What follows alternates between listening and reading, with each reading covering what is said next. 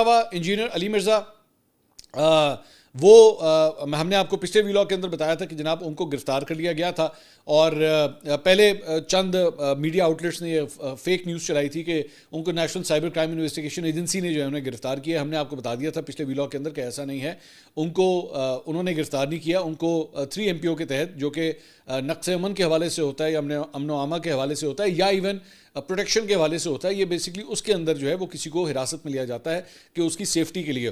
تو انجینئر علی مرزا کی ٹیم نے جو ہے وہ مجھ سے رابطہ کیا ہے اور انہوں نے اپنا ایک پوائنٹ آف ویو جو ہے وہ ہمارے ساتھ شیئر کیا ہے، جس میں انہوں نے 2-4 چیزیں انہوں نے کی. انہوں نے کہا جی پہلی بات تو یہ کہ ان کو ایز سچ گرفتار نہیں کیا گیا ہے، ان کے اوپر کوئی الزامات نہیں ہیں، ان کے اگینسٹ کوئی FIR نہیں کٹی ہوئی، بلکہ ان کو پروٹیکٹیو کسٹڈی کے اندر رکھا گیا ہے کیونکہ ان کی جان کو خطرہ ہے.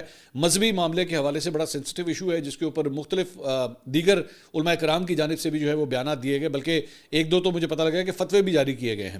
تو ان کی جان کو خطرہ تھا، اس وجہ سے ان کو جو ہے وہ 3 MPO کے تحت جو ہے پروٹیکٹیو کسٹڈی کے اندر رکھا گیا ہے. یہ ذہن میں رکھیے گا، یہ معاملہ اگر یہ اس معاملے کو پک اپ کیا جاتا ہے تو یہ معاملہ national cyber crime investigation agency, جنہوں نے وہ ڈکی بھائی، رجب بٹ اور ان لوگوں کے اگینسٹ جو ہے وہ کارروائیاں کی ہیں، وہ اس کے تحت کارروائی کر سکتے ہیں. لیکن ابھی تک ایز سچ میری اطلاعات کے مطابق ابھی تک کوئی کارروائی جو ہے وہ شروع نہیں ہوئی ہے. ایک بات.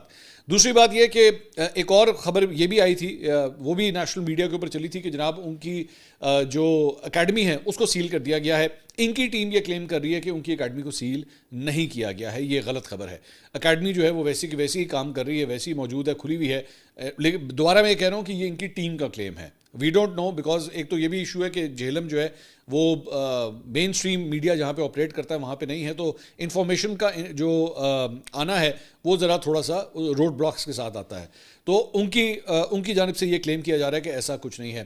دوسری بات یہ کہ عام طور پہ 3 MPO اگر تو یہ پروٹیکٹیو کسٹڈی ہے، ان کی حفاظت کے لیے ہے، تو آئی ڈونٹ تھنک اس کو چیلنج کیا جائے گا. لیکن عام طور پہ 3 MPO کے تحت ماضی کے اندر ہم نے دیکھا ہے کہ سیاسی رہنماؤں کو 3 MPO کے تحت جب بھی گرفتار کیا گیا یا ان کو حراست میں رکھا گیا یا ایون ہاؤس اریسٹ بھی کیا گیا تو اس کو انہوں نے جا کے کورٹ آف لاء میں چیلنج بھی کیا ہے.